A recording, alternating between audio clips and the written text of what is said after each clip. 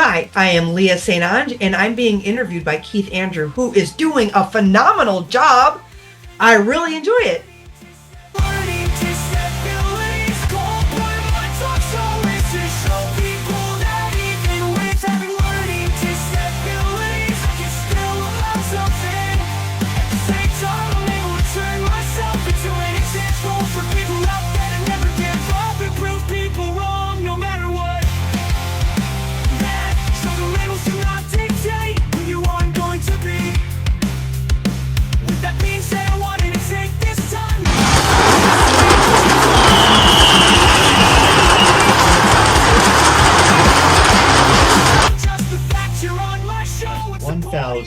$1,155. Kind of long number, but it's season 12, number 55.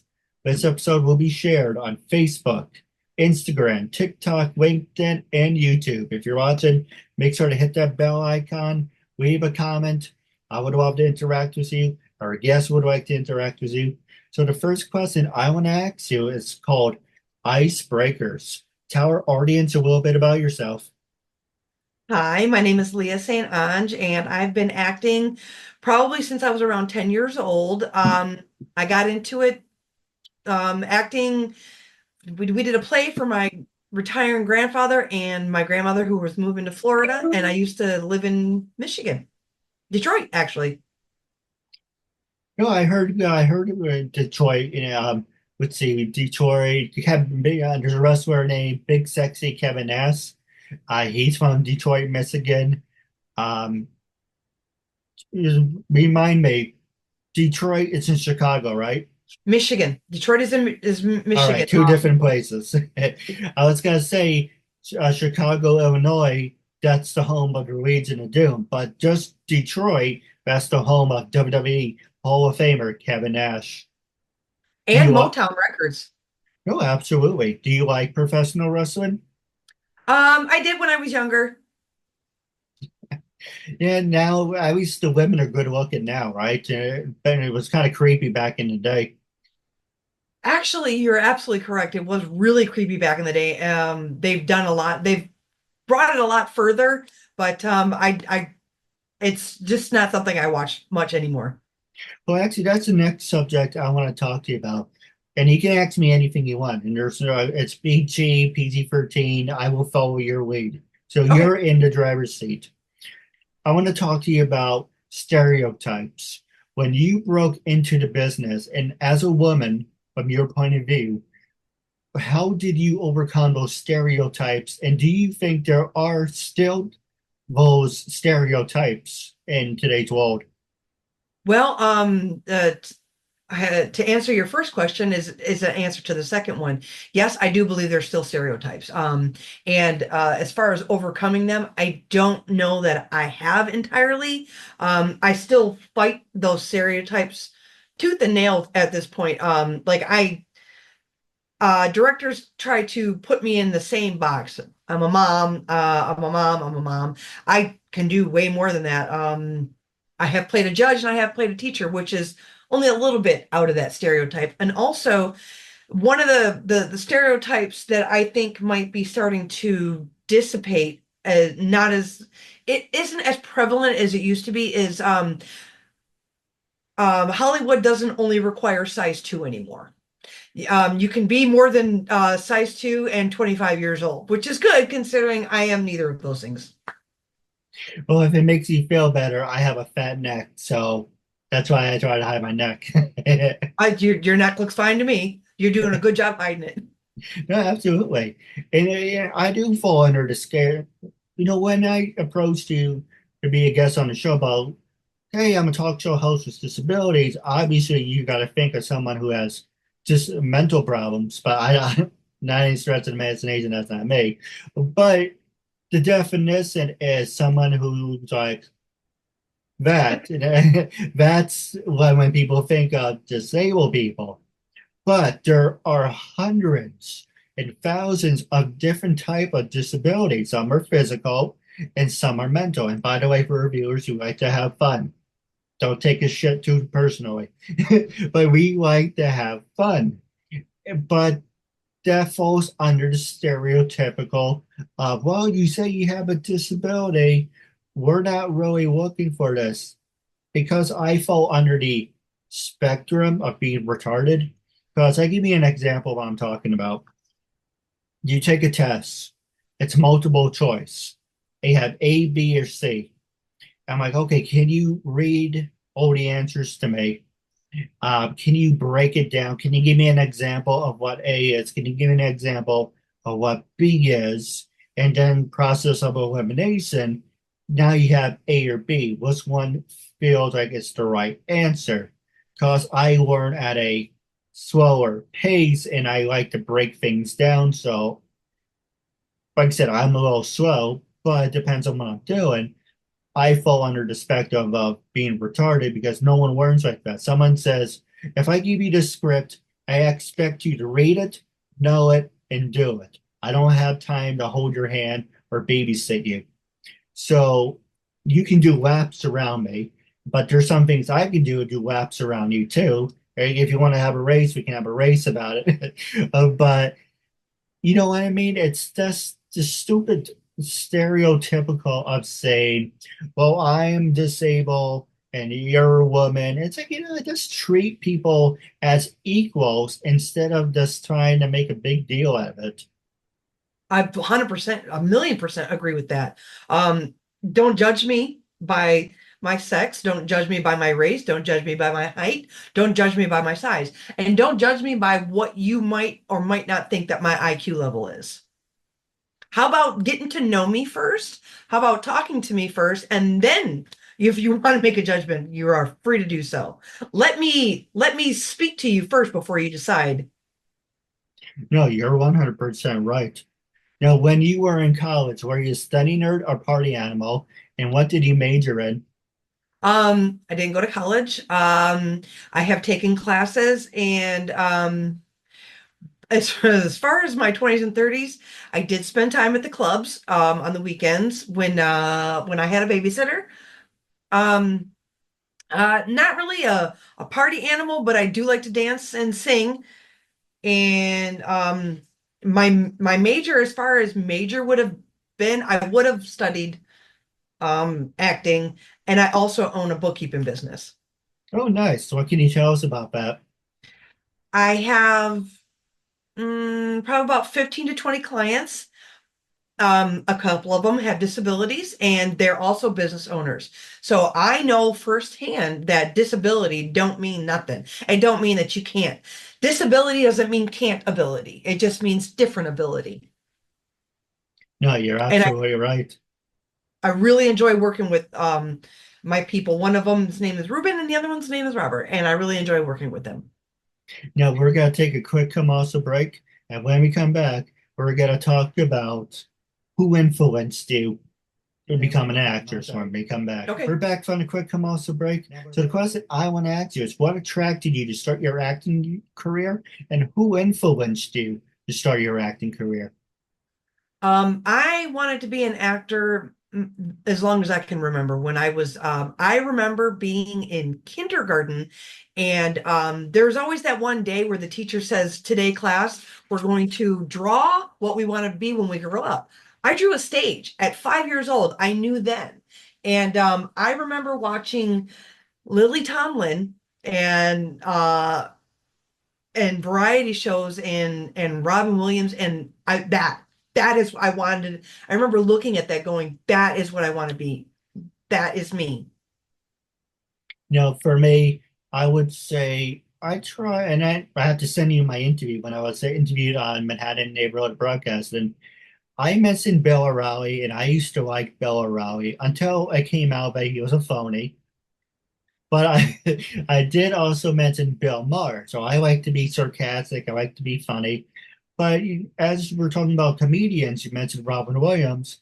I guess I like to be like Bill Maher, and also a combination of Don Rickles. Oh, no, no respect, I tell you. I tell you, no respect, I tell you. Don Rickles. Robin I, Williams loved Don Rickles. no, they're two of the greatest Hall of Famers ever. I Hmm. don't know if you knew, but for Aladdin, Robin Williams did the skit, but he said, "Can I also improv?" So there's a blooper where he's improv, and it's actually really funny. That's actually the same style that I incorporate. It can get me in trouble sometimes because I learned later that I do the exact same thing that he does. He will do or did. Unfortunately, he's passed. He would do the script exactly the way it was written, which I do, and then the next few takes, spicy, put a spin on it, and that is exactly the way that I do it. And a lot of the times, the spicy spin is the one that they end up using. No, absolutely. The biggest thing is, and you agree, you have to have the heart and passion to do what you love. Because if you do something half-ass, people are gonna see right through it. Do you agree or disagree? 100%. Oh my goodness, 1,000,000%. I can tell that you don't do anything half-assed. You're very particular and very adamant about the way that you handle your interviews. And I agree with that 100%. If you're not in it, if your heart's not in it, your audience can see it. I used to work over at Walmart, and people, I would used to sit there and with a smile on my face. And like, I was gonna go to her line, but I'm gonna go to yours because you're standing here as a big red. And I'm like, well, it was a long day, and then I'm thinking of sarcastic things to help pass the time. But you need to have fun. If you're gonna sit there right now with a thumb up your ass, and it's uncensored by freedom of speech, you sit there with a thumb up your ass, you never know who you're going to meet. And you're an example. If you came on my line and said, I might ask this person if he wants to be in the film, but if he's like, oh, I hate this job and I don't want to be here, why give that same person the same opportunity? But if you're upbeat and you're personable and you're funny, it's like, you know what? I would love to work with this person. The reason I bring that up is you're going to meet the same people going up as you are coming back down. And you only have the first time or the first 10 seconds to make an impression on them. So make a good impression. Exactly. Exactly. Just because you think you're climbing doesn't mean that you're not going to come across that person again. I raised my kids that way. I used to tell them from the time that they could understand words, you never know who you're talking to. You never know who you're talking to. Be kind to everyone you encounter. You don't know the day that they've had, and you don't know who that is. There's this funny skit. I can't make any promises, but if I happen to find it, I will try to send it to you. There's this skit. I think it's like some Legally Blonde or something, where the woman's in the elevator, running toward the elevator, hold the elevator, and the door closes on asshole. Next thing you know, the door opens, and I'm like, I did try to hold the elevator. But what was funny about it was when she walked over to the desk and say, "Oh, I'm here for the interview." She didn't know that was the hiring manager. There's the asshole. Yeah. Yes, it has happened to me before where I was talking to somebody and they turned out to be somebody that I needed to talk to later. But that's okay because I try to not do that. But we all have our days, don't we? We all have the days where we're just not in it that day. So we have to try not to be the asshole. Now, I agree. Now, the next subject I want to talk to you about, you are in currently in a production of a new film, Dramatic Evil. Oh, go ahead. I'm sorry. Demonic evil. That's okay. Demonic Evil. Mhm. Like I said, I'm really bad at pronouncing. You would think, you're the host, you're supposed to say it right, but I just call it evil. You're in a great upcoming film. You are a great actress in it. So, what tell our audience a little bit about it? It's called Demonic Evil. It's a comedy horror, comedy slash horror short, and it's in the film festivals right now. It was a lot of fun. There's a possession, there's a exorcism, there's love, and there's fun. I don't want to say too much because I don't want to spoil. Let me just say there's one heck of a twist, and you don't see it coming. No, absolutely. What were some of your favorite moments about it? And as we're talking, there will be pictures on the screen. Okay. Some of my favorite moments were the twist was, and um where we were filming was at one of the crew members' apartments, and he made this excellent, oh my goodness, this food. I think they said it was Haitian. It was, you can say it's just chicken and rice, but it was more than that. And it was really good. And all the people that we worked with, the cast and the crew were just a family. They worked and hung out together like a family, and it was a lot of fun. No, absolutely. We're going to take a quick commercial break, and when we come back, we're going to talk about the coronavirus. When we come back, we're back from the commercial break. It's Friday, and you know what that means? Available on Fox 5, Apple TV, and Peacock, and YouTube. Make sure tonight at 8 o'clock you watch WWE SmackDown.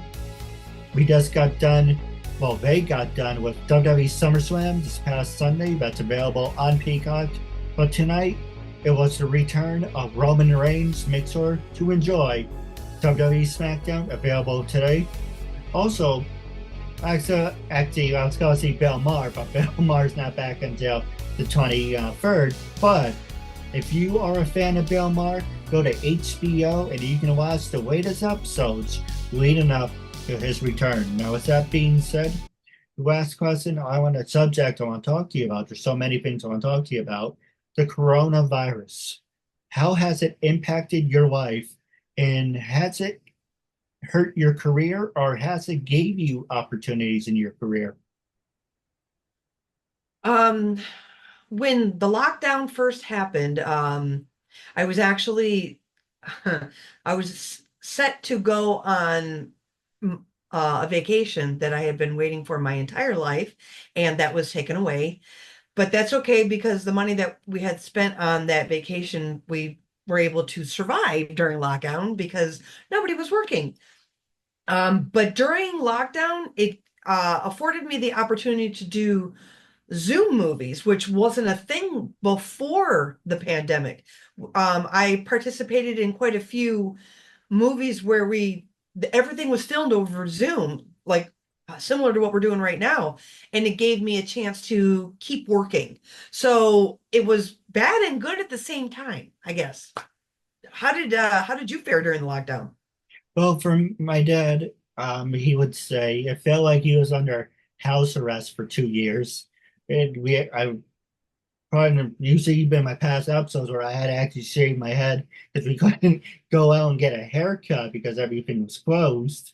But luckily, I can have a professional do it. I don't look like freaking Uncle Fester anymore.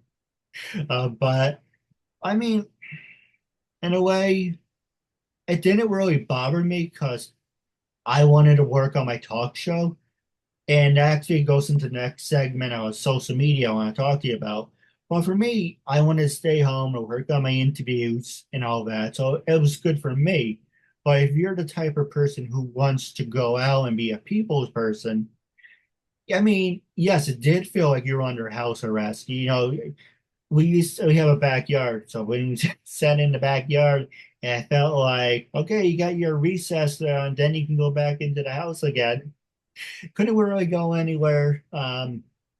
This fall, with all these different variants going around, it's really important to be vaccinated. Now, with that being said, I'm not preaching to anyone, but it is important to be vaccinated. It will keep you out of the hospital. Not guaranteed, but it will cut your chances down of being in the hospital. I am vaccinated, and I fully support vaccinations. No, absolutely. It's the right thing to do. And it's funny, and not haha funny, but most of those people who are hospitalized are the anti-vaxxers. So go figure on that one. Yep. Yep. I won't say much because I'm not trying to piss anybody off, but No. yep. Well, if they get mad at me, they get mad at me. I really don't give a damn.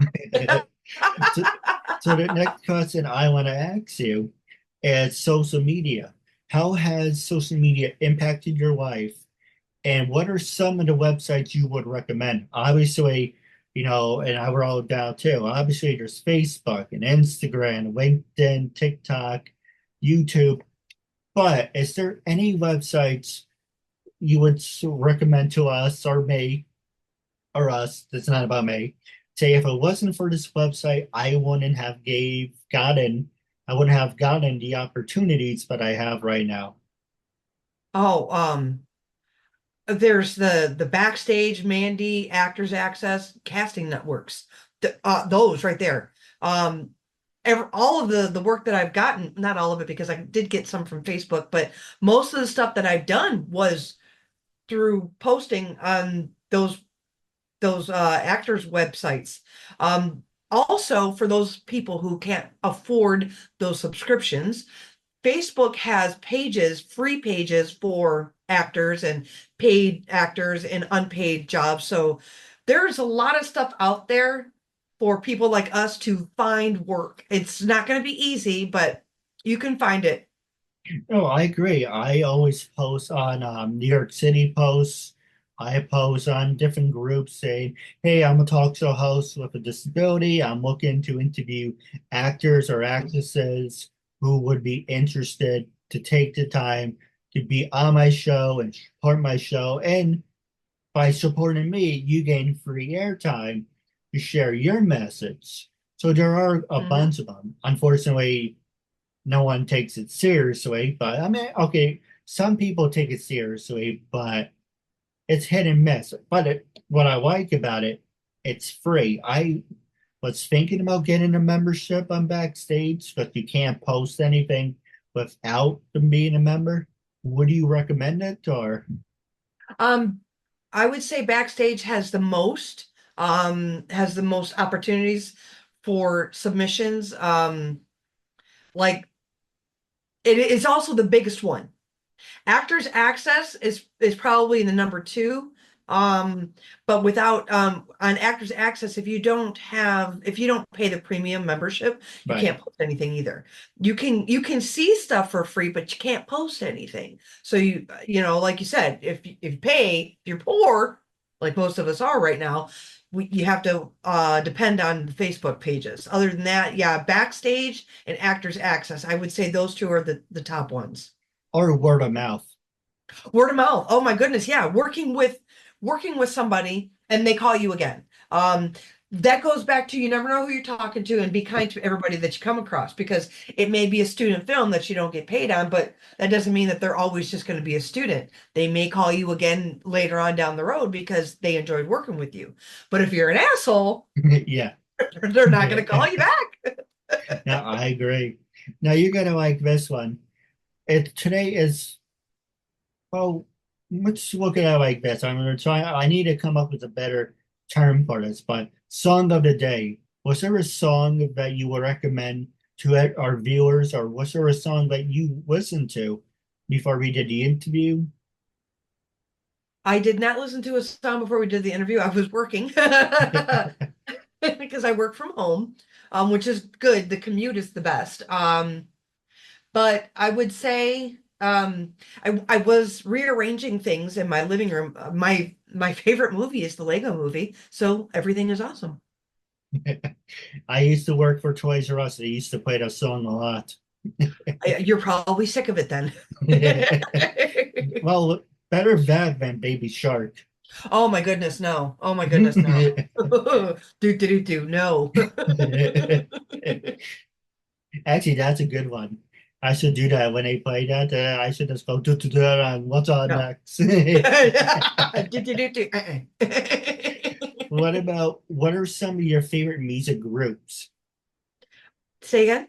What are some of your favorite music groups or bands? Oh, my favorite genre is heavy metal.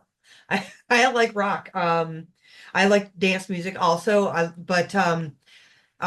like ska music. Like recently, I went to a Sublime concert, and that was a lot of fun. I like outdoor music festivals, ones that like take all day, and there's like 10 different bands, so you get a snippet of all of them. So it's like the live radio. That's what I enjoy doing. No, absolutely. Now I'm going to pass the show over to you. This is your time. But the last question I want to ask you, when I first approached you to be a guest on my talk show, what made you say yes, and how do you feel now? Um, I said yes because you're a sweetheart. Because you're very kind and you're a great interviewer. And I still feel that way. After having a half hour, just you and I still feel like you're an excellent interviewer and you're very personable and I enjoyed talking with you. How long have you been doing this? 11 and a half years. And what made you get into it?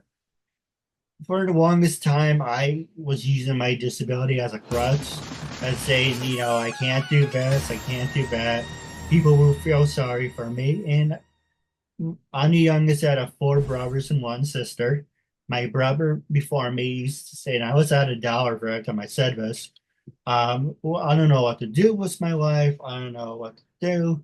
My parents say, go talk to your brother, go talk to your sister. They can point you in the right direction. What about me? What about you? You can't read, you can't write, you never went to college, you're not educated, you don't shut up, you have diarrhea of the mouth, uh, you antagonize Siblings, people, man.